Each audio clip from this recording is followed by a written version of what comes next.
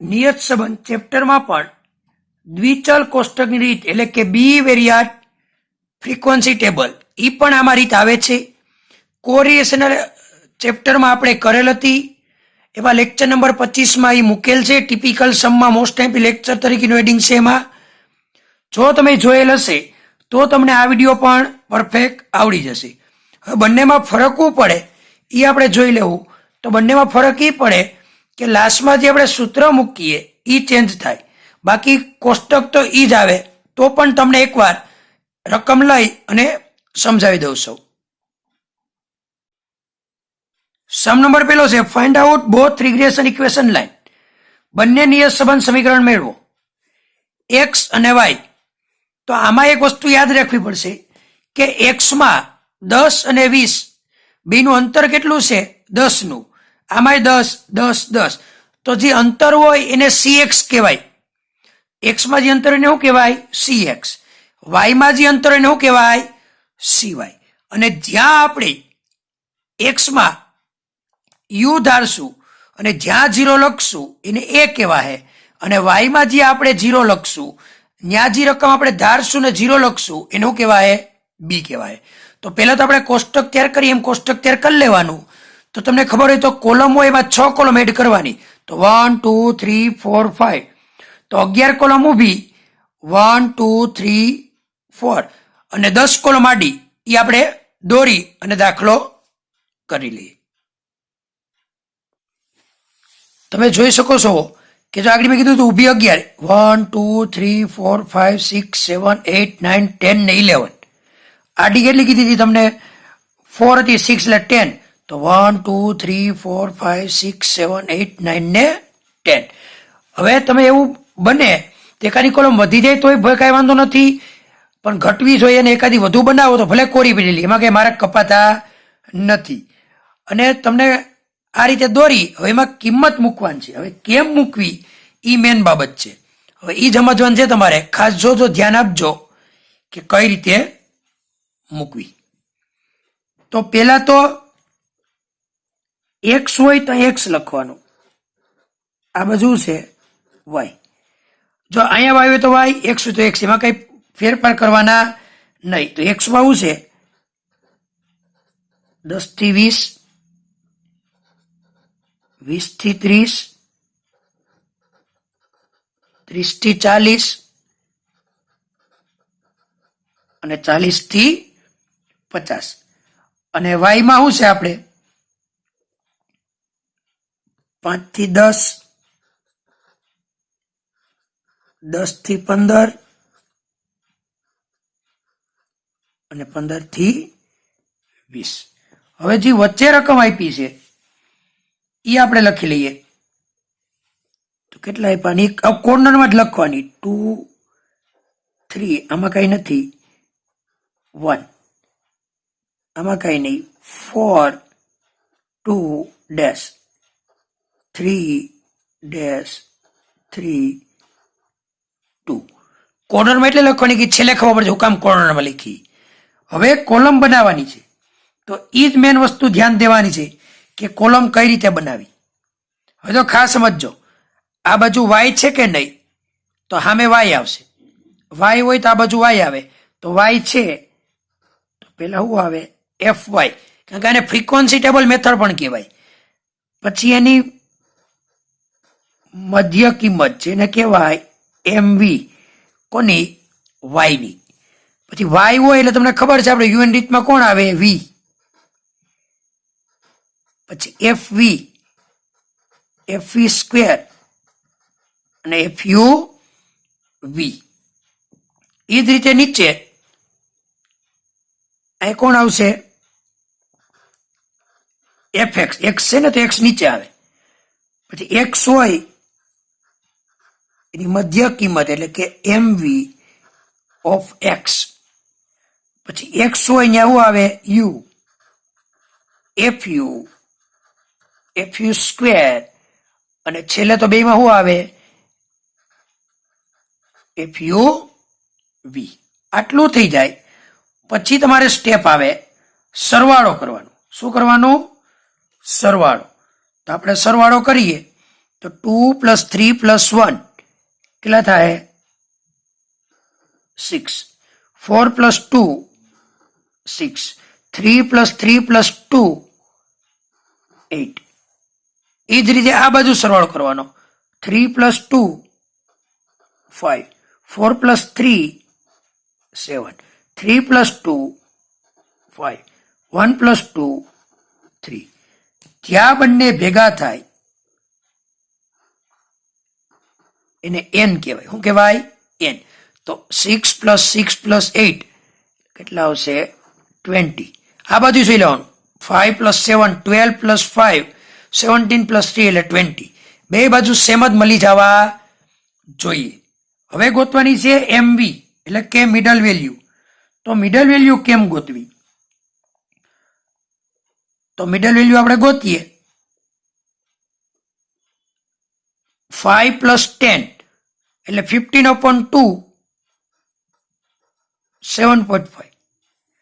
10 + 15 એટલે 25/2 12.5. આવા દાખલા આપણે કરેલા હતા, એ ખબર તો કોરે શરૂઆતમાં. 15 + 20 35/2 17.5. એ જ રીતે 10 + 20 13/2 15. 20 + 30 50/2 25. 30/40 70/2 35. 40/50/2 એટલે 45. એનો કોઈ દી સરવાળો કઈ હોય નહીં. બરોબર. હવે જો બીજી કઈ રીત છે શોર્ટકટ, એ તમને કહી દઉં. પેલી ગોત લીધી. હવે ગેપ કેટલો છે? 10 નો. તો 15 ને 10 25 35 10 45. આ બાજુ તો ગેપ કેટલો છે? 5 નો. તો 7 ને 5 12 ને 5 17. એ પણ રીતે હાલે. પણ આ રીતે હું કામ કરવાનું કે એક પણ યુનિટ ઘટતો હોય તો એની મિડલ વેલ્યુ બદલે, એના માટે. હવે યુ અને વી ગોતવા છે આપણે. તો વી ગોતવા હોય તો ઘણી મેથડ છે બુકમાં. આપણે તમને ખબર હોય તો યુએન રીતમાં મેં તમને કીધું હતું, સૌથી નાની રકમ હોય ને 0 કહી દેવાનું. તો સૌથી નાના કેટલા હશે? 7.5. એનું કહી દેવાનું 0. 1 અને 2 એનો કઈ ટોટલ હશે નહીં. ઘણા એવું કરે, વચ્ચે 0 લખે, ઉપર -1 નીચે +1. એ રીતે ન કરે, બધું પ્લસ લેવાય એટલે આપણી કઈ ભૂલ પડે નહીં. હવે એ રીતે આ બાજુ સૌથી નાના કેટલા છે? 15. ત્યાં 0 1 2 3 એનો કઈ ટોટલ હશે નહીં આપણે. ઓકે. હવે જો હવે સમજો ખાસ. હવે વર્ગ ઊંધા આપ્યા હોય તો આ બાજુ 0 લખત 1 2 ને 3. આમાંય વર્ગ ઊંધા આપ્યા તો નીચે 0 ઉપર 1 2 ને 3. એટલે જે બાજુ નાની રકમ હોય ત્યાં 0 અને ઉલટી બાજુ લખવાનું આમ 1 2 3. આમાં જે રકમ નાની હોય ત્યાં 0, મોટી આવતી 1 2 ને 3. હવે જો આમાં કઈ ગેપ આવતો હોત વચ્ચે, તો એ 35 છે 55 હોત તો એ 3 નહીં 4 આવત. કારણ કે વચ્ચે કઈ કટ થતું હોય તો એક સ્ટેપ વધી જાય. જો આ દાખલામાં બધું સમજાવું છો એટલે વ્યવસ્થિત સાંભળશો તો કોઈ પણ દાખલો પૂછાય તમને આવડી જશે. હવે આપણે વી યુ ઈ ગોતવું છે. તો હવે આપણે ગોતીએ FV. તો ફ્રીક્વન્સી અહીંયા રહી, એનો V વડે ગુણાકાર. તો 0 × 6 0. 1 × 6 6. 8 × 2 16. એ જ રીતે FU માં 0 × 5 0. 1 × 7 7. 5 × 2 10. 3 × 3 9. હવે V² આપણે ઉમાં શું કરતા? આનો સ્ક્વેર કરતા. અહીં એમ ન થાય. V × FV એટલે V². કારણ કે V × V નો સ્ક્વેર થાય, F નો સ્ક્વેર થાય નહીં. તો 0 × 0 6 × 1 16 × 2 32. એ જ રીતે આ બાજુ 0 × 0 7 × 1 7 10 × 2 20 9 × 3 27. એના સરવાળા કરવાના પણ લાસ્ટમાં કરવાના. શું કામ કે આપણી કઈ મિસ્ટેક થાય નહીં. હવે જે છેલ્લી કોલમ છે જેને આપણે FUV કહીએ, એ વિચારીને બનાવવી પડે. તો એના માટે જ્યાં બોક્સમાં જો આમે એટલે તો અલગ કલર ચેન્જ છે, જ્યાં રકમ છે એની બાજુમાં એક નાનું બોક્સ કરી નાખવાનું આપણે. કે જેથી કરીને એમાં આપણે લખી શકીએ જે વસ્તુ લખવી હોય તે. તો જ્યાં હોય ત્યાં એક રાઉન્ડ કરી દેવાનો ગોળ.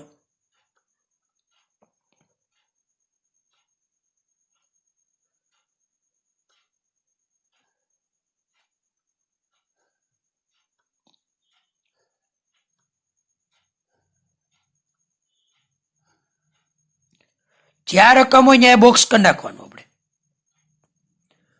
હવે મેન વસ્તુ આ બોક્સ જ સમજવાનું છે, બાકી આટલું તો સરળ જ હતું. તો કઈ રીતે સમજવું એ ખાસ ધ્યાન આપજો. હવે યુવી એફયુવી એનો મતલબ શું થયો? યુ અને વી નો ગુણાકાર ફ્રીક્વન્સી વડે કરવાનો. તો યુમાં જો અહીંયા 0, અહીંયા 0, એટલે ટૂંકમાં જે 0 હોય આખી કોલમ 0 જ આવે. તો અહીંયા એવું આવી જાય 0 0 0. એ જ રીતે ઉભોય 0 જ છે જુઓ, તો અહીંયા હોય જાય 0. જ્યાં 0 હોત અહીંયા 0 હોત આખી કોલમમાં તો આ ભાગ 0 આવે. એટલે જ્યાં 0 હોય ત્યાં આવે. કોઈ એમ કહેતા ને કે સાહેબ અહીંયા કેમ 0 આવ્યો? આ કોલમ જો 0 છે તો આ કોલમ આખી 0 હોય એટલે આખી કોલમ 0 જ આવે, એમાં કોઈ દી ચેન્જ થાય નહીં. હવે જે કોલમ ખાલી રહ્યા બોક્સ એ આપણે ભરવાના છે. તો કેમ ભરવાની સમજજો ખાસ.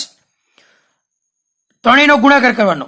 1 × 4 × 1 એટલે કેટલા આવે? 4 જ આવે. અહીંથી કરો 1 × 4 × 1 એટલે તોય 4 જ આવે. પાછું જો 1 × 2 એટલે 2, 2 × 2 કેટલા થાય? 4.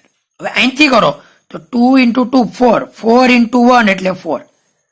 બે બાજુ ગુણાકાર લેતો જવાનો. વિડીયો હોય તમે એક વિડીયો વારંવાર જોઈ શકો, તમને પરફેક્ટ સમજાઈ જાય.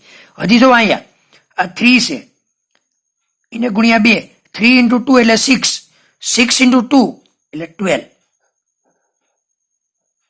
આ બાજુ જ કરો 3 × 2 6, 6 × 2 એટલે 12. હવે જો તમે માઇનસ કહી લીધું હોત તો વિચિત્ર થાય, એના માટે જ બને ત્યાં લગી પ્લસ જ લેવાનું. હવે 3 આપ્યું તો 3 × 2 6, 6 × 2 12. અહીંથી કરો તો 2 × 2 4, 4 × 3 12. ઓકે, એકવાર પાછું રિપીટ કરી લેવાનું તમારે. હવે જે બ્રેકેટમાં લખ્યું એ ટોટલ બહાર કાઢવાનું. તો અહીંયા 0 જ નીકળી ગયો. 4 + 4 8, 0 + 12 + 12 24. એ જ રીતે આ બાજુ 4 + 0 4, 12 + 4 16, 12 + 0 12. ઓકે, હાલો હવે આપણે ટોટલ કરવાના છે બધાયના. તો આપણે ટોટલ કરી લઈએ. તો 7 + 10 + 9 કરો એટલે sigma FU 26, sigma FU square 7 + 20 + 27 એટલે 54. આ બાજુ ટોટલ કરીએ 16 + 6 22 જેને કહેવાય સિગ્મા FV. 32 + 6 એટલે 32 + 6 કરો એટલે 38 સિગ્મા FV સ્ક્વેર. હવે જે છેલ્લો ટોટલ છે એ સેમ જ આવવો જોઈએ. તો 12 + 16 + 4 કરો એટલે 32. આ બાજુ 24 + 8 કરો 32. આ બંને ટોટલ સેમ આવે તો સમજો ને આપણો દાખલો સાચો, જેને કહેવાય સિગ્મા FUV. બંને સેમ જ આવવા જોઈએ. જો કઈ મિસ્ટેક હોય તો સમજવાનું કે આપણે કઈ ભૂલ કરેલ છે. આખું કોષ્ટક તૈયાર થઈ ગયું. હવે આપણે આ બંને ટોટલ પણ મળી ગયો છે. હવે આમાં નવું શું છે રિગ્રેશન લાઈનમાં એ આપણે શીખવાનું છે. તો જ્યાં તમે 0 લખેલ હોય એને સંજ્ઞા આપીએ. જો 0 લખ્યું તો કોને લખ્યું? 7.5 ને અમે 0 લખ્યું એટલે આને બી કહેવાય. શું કહેવાય? બી. આ બાજુ 0 ક્યાં લખ્યું? 15 એને શું કહેવાય? એ. શું કહેવાય? એ. હવે આપણે x બાર અને y બાર ગોતવા પડે તો એની ફોર્મ્યુલા એક અલગ થાય છે. તો એ આપણે ગોતી લઈએ પહેલા તો ત્યાં બાજુમાં જ ગોતી લઈએ. X bar is equal to સૂત્ર નવું બને એ plus sigma F U upon N into CX. તો એ એટલે આગળ જ આપણે કીધું એક્સ ની કોલમમાં આપણે 0 કહીને અમે લખ્યું 15 અમે એટલે એને એ કહેવાય. તો અહીં લખી નાખીએ એ બરાબર 15 પ્લસ સિગ્મા એફ યુ એ આપણે ટોટલ કર્યો આગળ 26 એન બરાબર 20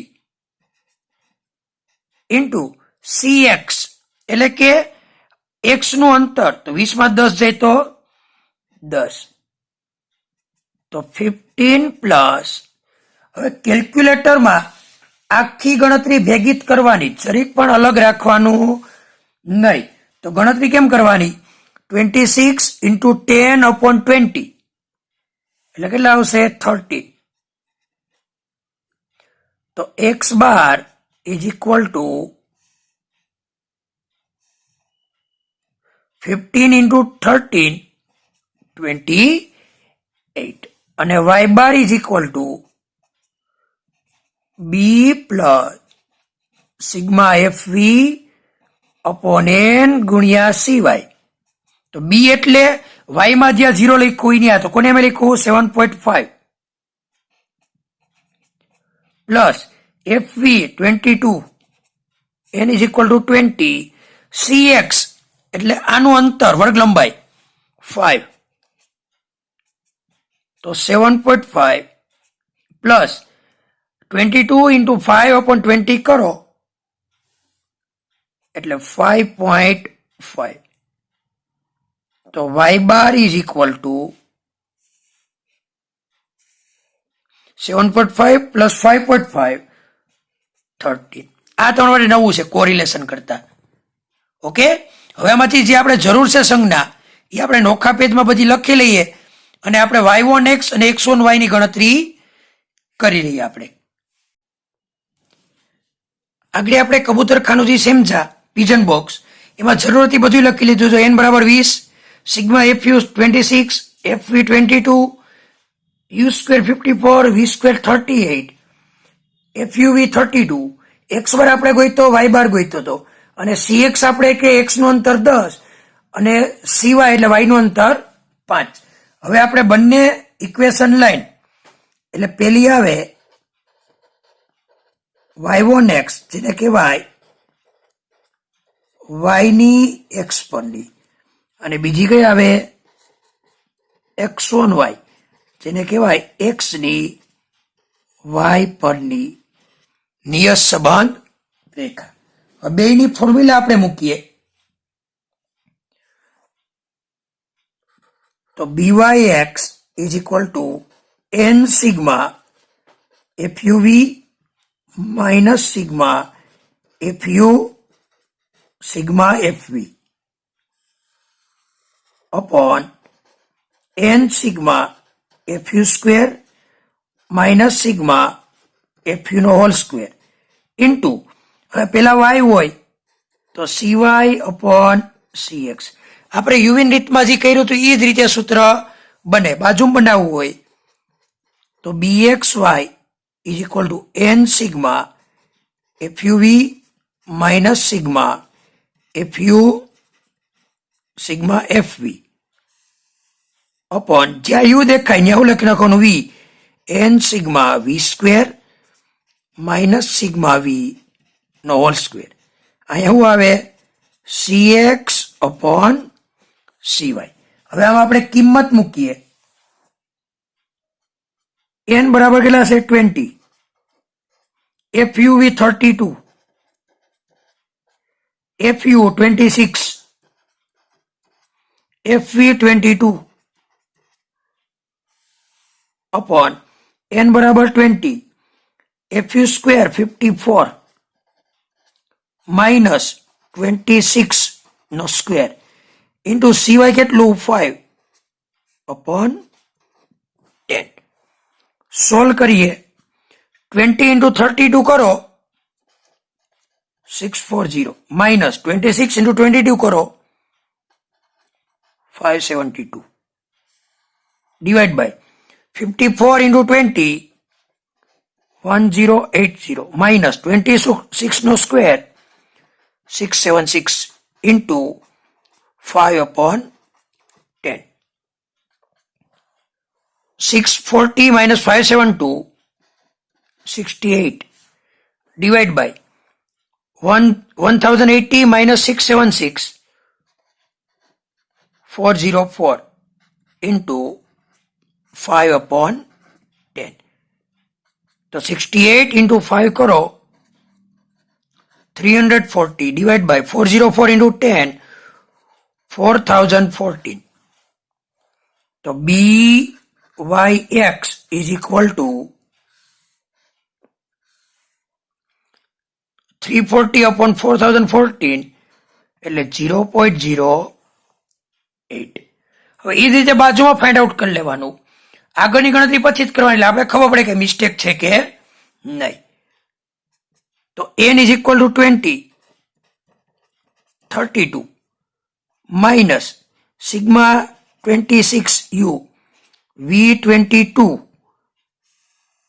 divide by 20 v square 38 minus v22 no square into cx કેટલું 10 upon 5. તો ઉપરની ગણતરી જો આપણે કરેલા જ હોય 614 minus 572 divide 20 into 38 કરો 760 અને 22 નો સ્ક્વેર કરો 484 into 10 upon 5. તો 640 into 572 કરો 68 divide by 276 into 10 upon 5. તો 68 into 10 એટલે 680 divide by 275 into 5 1380. તો BXY is equal to કરો કેલ્ક્યુલેટરમાં ડિવાઈડ 0.49. હવે એવું કરવાનું આવીનું ગુણાકાર કરો અને અંડરરૂટ કરો એટલે એકની અંદર જવાબ આવે તો મધુનો આપણો દાખલો કેવો છે સાચો છે. હવે આમાં આપણે સૂત્ર જે એ અને સી ના મૂકતા ઈ જ આટલું નવીન હતું બરોબર. હવે આપણે એનું સૂત્ર મૂકીએ. આપણે